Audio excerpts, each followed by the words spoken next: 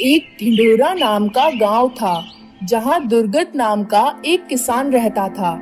एक दिन सुबह सुबह उठकर जब वह काम की तलाश में जा रहा था, तो उसने गांव के मुखिया और अन्य लोगों को कुछ विचार करते पाया।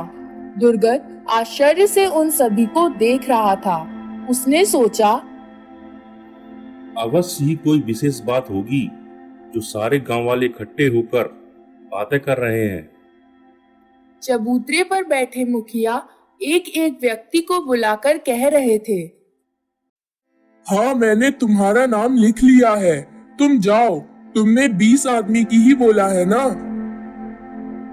जी मुखिया जी। इस प्रकार बारी बारी से लोग मुखिया के करीब आते और साथ ही अपना नाम तथा कितने आदमी चाहिए आदि लिखवाकर चले जाते। एकाएक मुखिया की नजर दुर्गत पर पड़ी। अरे दुर्गत, आओ भाई, तुम भी आओ। कहो, क्या तुम्हारा भी नाम लिख लूं? कैसा नाम मुखिया जी? देखो दुर्गत, स्वामी कश्यप जी अपने 1000 बुद्ध चेलों को साथ लेकर हमारे गांव आ रहे हैं। तुम जानते हो कि महात्मा बुद्ध के सबसे प्रिय शिष्य स्वामी कश्यप जी हैं। उनकी महानता सारे देश में प्रसिद्ध हो चुकी है। वह स्वयं एक महाशक्ति हैं। यह तो हमारे गांव का सौभाग्य है कि वह अपने चेलों के साथ हमारे गांव आ रहे हैं। हाँ मुखिया जी, आप ठीक कहते हैं। स्वामी कश्यप जी का नाम तो भगवान बुद्ध के साथ ही लिया जाता है।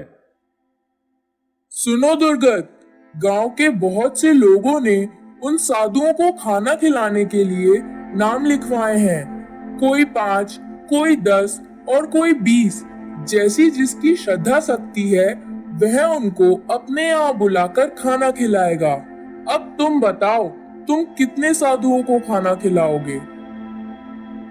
यह सुनकर दुर्गत उदास हो गया और बड़े ही चिंतित भाव से बोला, मुखिया जी, आप तो मेरी हालत अच्छी तरह से जानते हैं कि मैं कितना गरीब हूँ।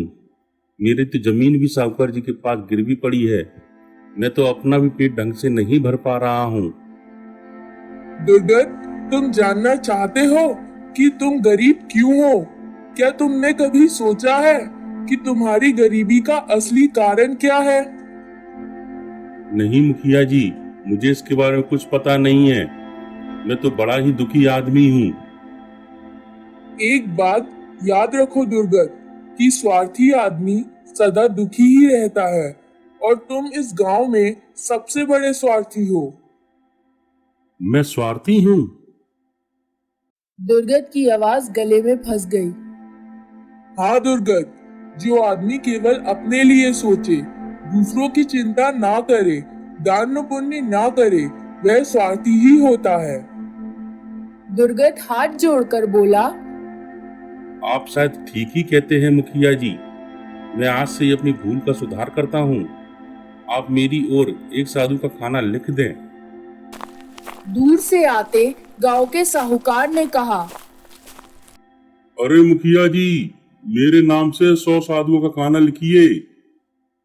दुर्गत को यह बात सुनकर अपना अपमान महसूस होने लगा। वह सोचने लगा, कहाँ 1 और कहाँ 100। काश मैं भी पैसे वाला होता। इसी कश्मकश में उलझा दुर्गत अपने घर आ गया और अपनी पत्नी को एक साधु के खाने पर आने की बात बताई। तो वह बहुत खुश हुई और बोली, प्राणनाथ, यह तो आपने बहुत अच्छा किया। भगवान बुद्ध का कोई भी चेला हो, वह भगवान बुद्ध का ही रूप है। हम दोनों मिलकर परिश्रम करने चलते हैं। हम उसे अच्छे से अच्छा भोजन करवाएंगे। अरे, हम गरीब हैं तो क्या हुआ, किंतु मेहमान की खातिरदारी में हम किसी भी प्रकार की कमी नहीं करेंगे। दूसरे दिन सुबह ही दोनों पति पत्नी जब घर से निकले तो यही सोच रहे थे, भगवान आज कोई ऐसी अच्छी सी मजदूरी दिला दे जिससे उस साधु को अच्छा खाना खिला सके। प्रभु, आज हमारी लाज रख लेना, कुछ अच्छी सी मजदूरी दिला देना। यही सोचते हुए जब वह साहूकार के घर के आगे से निकले तो अंदर से आवाज आई, रुको दुर्गत, रुको। दुर्गत रुका तो उसने देखा कि साहूकार स्वयं उसकी ओर आ रहा था। क्या हुक्म है सेठ जी? देखो दुर्गत, कल मेरे यहाँ बहुत से मेहमानों का भोजन है। भोजन तैयार करने के लिए ईंधन चाहिए। इस समय मेरे यहाँ कटी हुई लकड़ियां नहीं हैं। यदि तुम मेरा एक काम कर दो तो मैं तुम्हें मुंह मांगी मजदूरी दूंगा, मगर एक बात ध्यान रहे कि सब लकड़ियां शाम तक कट जानी चाहिए। अवश्य कट जाएंगी सेठ जी, आप चिंता क्यों करते हैं? दुर्गत मन ही मन बहुत खुश हुआ और सोचने लगा, इस मजदूरी से साधु को अच्छा खाना खिला सकूंगा। हालांकि वह जानता था कि लकड़ियां बहुत हैं, शाम तक काटना मुश्किल है। उसे यह पता था कि घर में खाने का दाना तक नहीं है और यदि उसने कठोर मेहनत नहीं की तो वह कल साधु अतिथि का सत्कार भी नहीं कर पाएगा। जाओ, तुम घर जाओ, घर की साफ सफाई करो, मैं शाम तक लकड़ियां काट कर आता हूँ। यह कहकर दुर्गत बेचारा उसी समय लकड़ियां काटने में जुट गया। सुबह से शाम तक वह कठोर परिश्रम करता रहा। जी तोड़ मेहनत के बाद वह बुरी तरह थक गया। उसके बावजूद भी उसने काम जारी रखा। दुर्गत को लकड़ियां काटते काटते सुबह से शाम हो गई। यह सब साहूकार देख रहा था। आखिरकार शाम हो गई और दुर्गत ने सारी लकड़ियां काट डाली। तभी साहूकार बोला, वाह दुर्गत वाह, तुमने तो 10 आदमियों का काम अकेले ही कर दिखाया। मैं तुमसे बहुत प्रसन्न हूँ। मैं तुम्हें एक टोकरी चावल दूंगा ताकि तुम जी भरकर अपने मेहमान को खिला सको और स्वयं भी अपने परिवार के साथ कई दिनों तक खा सको। थोड़ी देर बाद सेठ चावल से भरा टोकरा और एक टोकरी में फल और सब्जियां भरकर ले आया। लो दुर्गत, यह तुम्हारे परिश्रम का फल है। इतना सब देखकर दुर्गत हैरान रह गया। ऐसा बढ़िया चावल और ऐसी मौसमी सब्जियां खाए हुए तो उसे अरसा बीत गया था। क्या सोच रहे हो दुर्गत, लो ना। यह तो बहुत ज्यादा है सेठ जी। नहीं दुर्गत, यह अधिक नहीं है। कल तुम साधु की दावत करोगे ना? हाँ। तो यह समझ लो कि यह सब उसी के मुकद्दर का है। बड़ों ने ठीक ही कहा है कि दाने दाने पर लिखा है खाने वाले का नाम। सेठ के आगे दुर्गत भला क्या बोल सकता था। उसे तो हार्दिक खुशी थी कि उसका कल का काम बन जाएगा। सेठ ने उसकी सारी चिंता दूर कर दी थी। चावलों का टोकरा और सब्जियों को लेकर जब वह घर पहुंचा तो उसकी पत्नी बहुत खुश हुई और बोली, आप बहुत थक गए हैं स्वामी। नहीं, ऐसी कोई बात नहीं है प्रिय, तुम मेरी चिंता छोड़ो, कल की सोचो। किसी तरह हमारी इज्जत बच जाए। खाना इतना अच्छा बनाना कि मेहमान खुश होकर हमारे घर से जाए। उसी से मेरी सारी थकान दूर हो जाएगी। ऐसा ही होगा स्वामी। खाना खाकर उस रात दोनों पति पत्नी सो गए। दूसरे दिन वह सोकर उठे तो सुबह ही एक व्यक्ति काम मांगने उनके द्वार पर आ गया। सुना है आप कोई भोज दे रहे हैं, इसलिए मुझे काम दे दो। अरे भाई, हम खुद गरीब हैं और मेहनत मजदूरी करके अपना पेट पालते हैं। अगर आप लोग गरीब हैं तो मैं आपसे कोई मजदूरी नहीं लूंगा। नहीं नहीं, हम बिना मजदूरी के काम नहीं करवा सकते। मैं तो सेवक हूँ। आपके घर मेहमान आने वाले हैं और आपके साथ मिलकर उनकी सेवा में मैं आपका हाथ बटाऊं। आप इस सेवा के लिए मुझे रोक नहीं सकते। यह कहते हुए वह जबरन घर में घुस आया। फिर रसोई में जाकर काम में जुट गया। पति पत्नी को बड़ा आश्चर्य हुआ।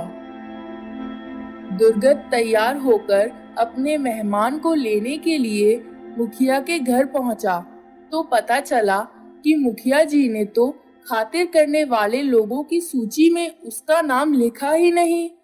इस पर उसे बहुत निराशा हुई और उसने मुखिया जी से बोला, मुखिया जी, मैंने आपके कहने पर साधु की सेवा के लिए तो इतना कठोर परिश्रम किया था, और आपने यह क्या किया?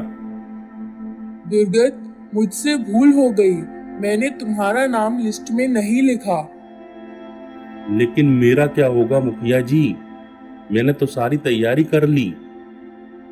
दुर्गत की आंखों में आंसू आ गए। भाई, भाग्य को शायद यही मंजूर था। धैर्य से काम लो। दुर्गत की हालत खराब हो गई।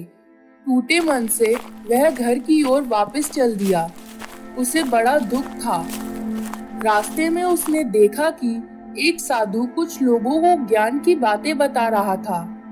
उसने सोचा, क्यों ना इन साधु बाबा को ही अपने घर ले जाकर भोजन करा दूं। यही सोचकर वह साधु के पास गया और उनके चरण पकड़कर आंखों में आंसू भरकर बोला, मेरी इच्छा पूरी करें भगवान। बोलो पुत्र, हम अवश्य ही तुम्हारी इच्छा पूरी करेंगे। मेरी यही इच्छा है प्रभु कि आप मेरे घर चलकर भोजन कर लें। बिल्कुल पुत्र, हम अवश्य ही तुम्हारे घर का भोजन ग्रहण करेंगे। चलो।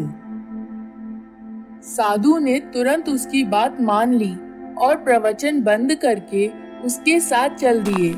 इस पर लोगों को बड़ी हैरानी हुई, क्योंकि वह साधु मुखिया का निमंत्रण ठुकरा चुका था। पूरे गांव में यह बात फैल गई और इस दृश्य को देखने के लिए लोग दुर्गत के घर की ओर चल दिए। उन्होंने दुर्गत के रसोइया को देखा तो और भी हैरान हुए।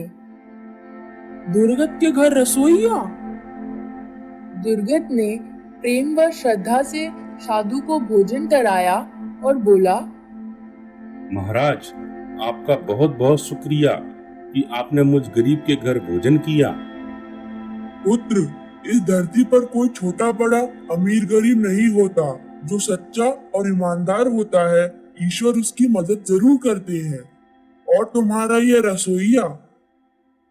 महाराज, मुझ में हिम्मत कहाँ कि मैं नौकर रख सकूं। दुर्गत ने रसोइया की ओर देखा और रसोइया से कहा, भाई, तुम किसी अमीर आदमी के घर चले जाओ, इस गरीब के घर तुम्हें कुछ नहीं मिलेगा।